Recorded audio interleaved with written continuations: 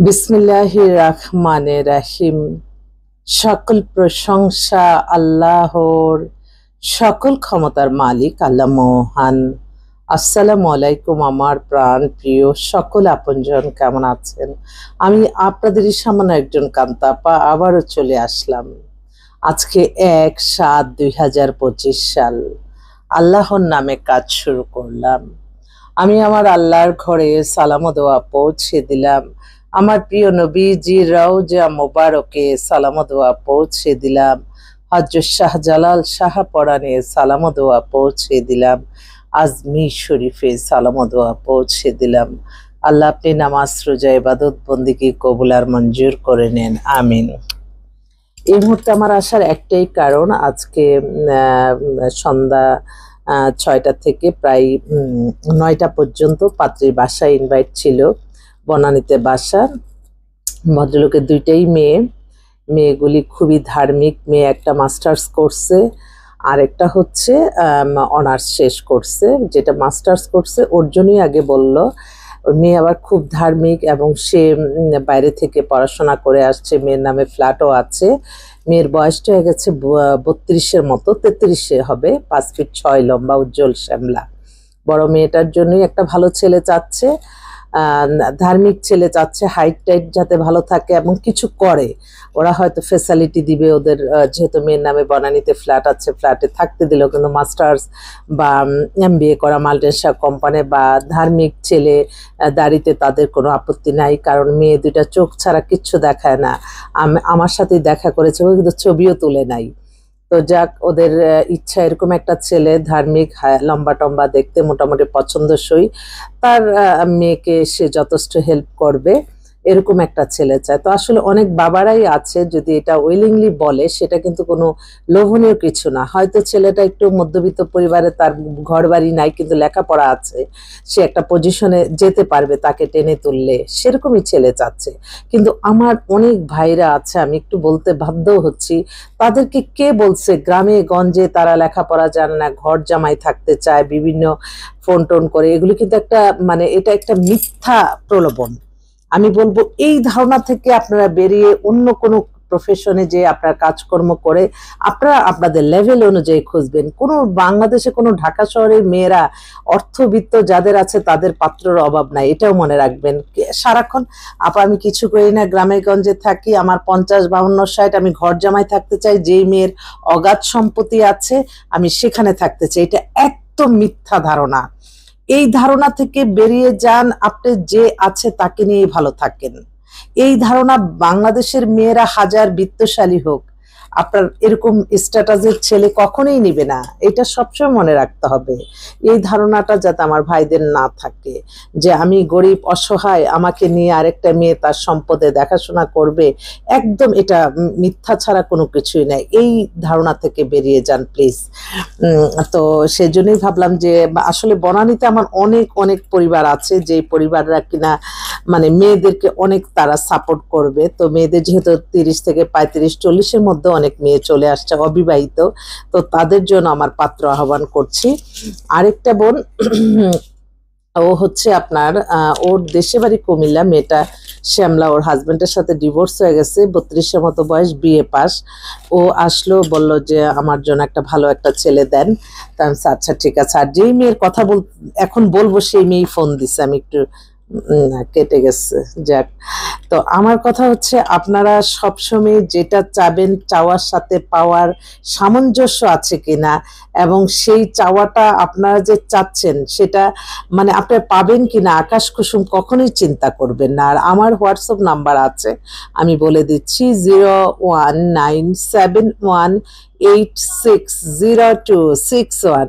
Hello, কেমন আছো তুমি? আপনাকে বিরক্ত করতেছি বলে আপনি মজা করতেছেন? না না, মজা করছি না। আচ্ছা শুনো, তুমি কি ধরনের ছেলে হলে তোমার জন্য ভালো হয় একটু বলো তো। কেন, কি হলো?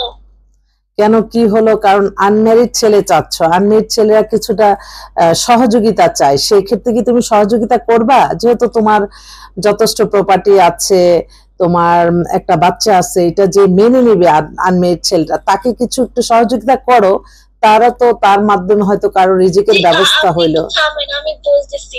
বলো। জি, আপনি যে ছেলেটার কথা বললেন সে বলে আনম্যারিড বলতেছে, সে বলতেছে ডাক্তার। এখন আমি এত কিছু জানি না, ডাক্তার না যাই হোক, কিছু তো পরে আছে। যাই হোক, এমনি শোনো, তোমার আনম্যারিড আরো ভালো ছেলে আছে, সে ধরো বিএ পাস, ইন্টার পাস, হয়তো 30-32 হয়ে গেছে, তার ফ্যামিলি একটু বার্ডেন। তুমি যদি তাকে একটু সহযোগিতা করো, তার পরিবারটাও বাঁচলো, তোমারও একটা হাজবেন্ড পেলা, তোমার বাচ্চাটার একটা বাবা পেলা। তো এই জিনিসটা ভালো না? একটু সহযোগিতা করো। অনেক বিত্তশালী, অনেক যারা সহযোগিতা তো করবোই, কিন্তু আমি বলতেছি যে এই ছেলেটার ব্যাপারে তো আমি জানি না কিছু, সিভিও পাই নাই, ছবিও পাই নাই। তো উনি বলতেছে, মানে মুস্তফা বলতেছে যে আপনাকে ছবি দিতে আর সিভি দিতে। ঠিক আছে, আমি পাঠাই দিচ্ছি। আমি একটু ভিডিও কলে আছি, তো পরে কথা বলি। হ্যাঁ, তোমার জন্য আমি বিজ্ঞাপন দিয়ে দিচ্ছি, দাঁড়াও।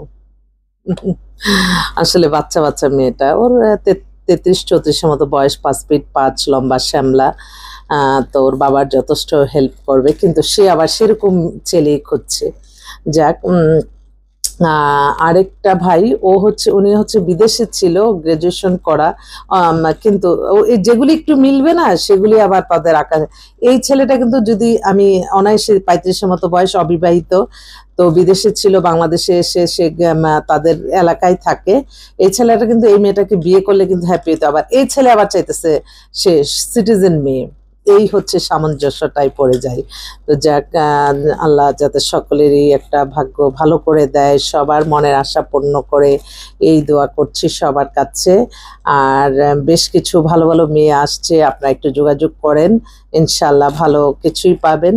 আর একটা বোন ইঞ্জিনিয়ার মেয়ে আসছে, ইঞ্জিনিয়ার, সেও খুব ভালো জব করতেছে, ওরও 30-এর মতো বয়স হয়ে গেছে, ওর জন্য একটা ভালো ছেলে চাচ্ছে। ছেলেরা যারা আছেন, আপনারা বিসিএস অফিসার, আর্মি অফিসার, আপনার প্রাইভেট যে কোনো জব, ব্যাংকার, শিল্পপতি, ব্যবসায়ী, America, Canada, London, Australia, Sweden, Switzerland, New Zealand, Denmark, ওইসব যারা আছেন, যদি আমার ভিডিওটা আপনাদের চোখে পড়ে যে আপনারা বিয়ের সিদ্ধান্ত নিয়েছেন, আমাদেরকে একটু কল করে আপনাদের বায়োডাটা ছবি ইনশাল্লাহ পাঠিয়ে দিবেন। আমাদের কিন্তু সার্বক্ষণিকই আমাদের নতুন নতুন কালেকশন হতে থাকে, আপনাদের ইনশাল্লাহ মিলে যাবে, আপনাদের একটা বিশাল একটা অভিজ্ঞতা কাজে লাগবে। এটা একটা এমন একটা বিয়ের মাধ্যমে কিন্তু মানুষের জীবন সম্পন্ন হয়। বিয়ে করে সেই পরিবার তৈরি হয়, পরিবার থেকে সমাজ। তো এই বিয়েটা যাতে আপনারা কোনো ভুল জায়গায় না যান। আমাদের সমাজে এখন বেশিরভাগই মানুষ মুখরোচকে গল্পেতে পড়ে যায়। যেখানে দেখবেন বেশি লোভনীয় কোনো অফার, যেখানে দেখবেন বেশি আপনার প্রশংসা, মানুষ কিন্তু এখন প্রশংসা করে লোভে। আর আমি এটা বাস্তব, আমরা একটা ভালো কিছু পাওয়ার জন্য আমরা হয়তো মানুষের প্রশংসা করে করে শেষ, কিন্তু আসলে এত প্রশংসা পেয়ে তখন কিন্তু মানুষ কিন্তু আবার তার স্বার্থটা অবশ্যই সে আদায় করে নেয়। তো আমি বলবো, আমাদের এই প্রফেশনটা যেহেতু আপনাদের সাহায্য সহযোগিতাই আমরা করতে পারছি, তা না হলে তো সম্ভব না। আপনারা আমাদের সময়ের মূল্য দিবেন, আপনাদের এই বিয়ে শাদীর ক্ষেত্রে আপনারা সব জায়গায় এত ইনভেস্ট করবেন, বিয়েটা ইনভেস্ট করবেন, আপনারা 5-10 হাজার টাকা দিতে আপনাদের অনেক কষ্ট হয়। এই ব্যাপারগুলি আপনারা একটু খেয়াল রাখবেন যে আমি একটা জীবন সঙ্গীনের আমরা একটা সন্ধান নিব, তো সেই মানুষটাকে তো আমাদের সহযোগিতা করতে হবে। আপনি এক জায়গায় চাকরি নিতে যান, সেখানে কিন্তু লক্ষ লক্ষ টাকার প্রয়োজন হয়। আপনি একটা ব্যবসা করবেন, লক্ষ লক্ষ টাকার প্রয়োজন হয়। কিন্তু বিয়ে করবেন যেটাকে নিয়ে আপনি সারা জীবন, যেটা আপনার সাথে বহন করবেন, এটা রক্তের সাথে সম্পর্ক থাকবে, সেই মানুষটাকে আপনি ভালো একটা কিছু দিয়ে সেই মানুষটাকে আপনারা একটু সহযোগিতা করলে কিন্তু এই প্রতিষ্ঠানগুলি অনেক বেটার চলবে। এবং প্রত্যেকটা মানুষকে মাইন্ডে রাখতে হবে, আমি শুধুমাত্র আল্লাহর সন্তুষ্টি লাভের আশায় নামাজ, রোজা, ইবাদত, বন্দেগী, দান, সদকা, মানুষের কল্যাণ, হজ, ওমরা পালন, ভালো কাজের মাধ্যমে আমরা ভালো থাকব। এবং এই যে আমরা কখনো আমাদের ব্যবসা মুনাফিকি করব না, আমরা কখনো মানুষকে অতি লোভনীয় কোনো কিছুতে ক্ষতিগ্রস্ত করব না। আমি আপনাদের একটা জীবন সঙ্গী, আমি যখন জানবো, বিশেষ করে ছেলেরা কোনো মাদকাসক্ত, ছেলেদের কোনো প্রবলেম আছে, আমি সেটা কখনোই ডিসপ্লে করি না। ঠিক তদ্রুপ কোনো মেয়ে যদি আমি জানি যে সে প্রবলেমেটিক, আপনাকে তো একটু ছোট অভিজ্ঞতা আছে, তো সব বুঝে সেটা আমি তাদেরকে বুঝতে দিই না, আমি আস্তে করে কেটে যাই। তো আমার দরকার নাই তো সারা জীবন একটা মানুষের বদদোয়া নেওয়া। আমি 10-20 হাজার টাকার জন্য আমি কেন সারা জীবন একটা মানুষকে খারাপ কিছু দিয়ে দিলাম, সেই খারাপটা সে সারা জীবন বহন করলো, অন্তরের থেকে বদদোয়া আসলো। এটা কিন্তু অনেক বড় ব্যাপার। তাই সততাই সকল শক্তি। সত্যের মধ্যে থেকে আপনারা সবাই আমাদেরকে ইনফরমেশনগুলি দিবেন 100% সৎ, আমরাও দিব, বাট আপনাদের একটু খোঁজ খবর নিয়ে কাজ করতে হবে, এটা সবসময় খেয়াল রাখবেন। এখন বেজে গেছে প্রায় 10টা, তো রাত 10টা কিন্তু। তো আমার অনেক ভাই ও বোনরা প্রবাসে আছে, তারা যোগাযোগ করে, যোগাযোগ করলে হয়তো আমি ইনশাল্লাহ মিলিয়ে দিতে পারবো। আমি সবসময় আমি আমার সকল প্রশংসাই আল্লাহর, আমরা ওসিলা মাত্র, সত্যের মধ্যে থেকে যাতে কাজগুলি করে যেতে পারি। আর একটু খুব মন খারাপ, আমার আল্লাহর ঘরে যাওয়ার জন্য আল্লাহ যাতে সেই তৌফিক আমাকে দান করেন, আমি সকলের কাছে দোয়া চাই। আমার মন একদম অস্থির। আমাকে দেখছেন না আপনারা, আমি কাজ করতেছি সবকিছু, তো আমার সবকিছুই মনে হচ্ছে আমি আমার আল্লাহর ঘরের সামনে কখন যাব, আমি আমার প্রিয় নবীজির ঘরে কখন যাব, এই মনটা পড়ে আছে আমার। আর এখন দেখেন আমাদের এখন বয়স 60-এর কোটা, এখন আমাদের জীবন একটা সেকেন্ডের তো ভরসা নাই। আমি তো সবসময় আর এই যে আকাশ বাতাস সব দেখতেছি, সব মানুষ দেখতেছি, আমরা তো ক্ষণিকের জন্য, জীবন খুব সংক্ষিপ্ত। এই সময়গুলি সুস্থ থেকে ভালো থেকে আল্লাহর কাজ যাতে করে যেতে পারি। এত চাওয়া পাওয়া মানুষের, এত বৃত্তের প্রতি নেশা, খুব কষ্ট লাগে যখন দেখি যে একজন আছে অনেক হাই বিত্তশালী, আরেকজন হয়তো কষ্টে আছে। আমি আমার সমস্ত কিছু, আমি মানুষের কল্যাণে দিতে চাই, এবং আল্লাহ যাতে আমাকে সুস্থ রেখে ইবাদত বন্দেগীর মাঝেই সারা জীবন রাখে। যতদিন বেঁচে আছি আল্লাহ ইবাদত বন্দেগী যতদিন করতে পারি, আল্লাহ যাতে ততদিনই এই পৃথিবীতে রাখে।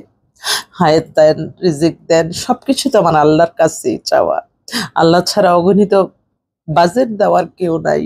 আজকে 1 তারিখ, আল্লাহ হয়তো কোনো না কোনো উসিলার মাধ্যমে আমার এই প্রতিষ্ঠানটা, এই খরচগুলি আল্লাহ মেনটেন করবে। আমি তো সবকিছু আমার আল্লাহর কাছে, আল্লাহ ছাড়া কোনো কেউ পূরণ করার কিছুই নাই।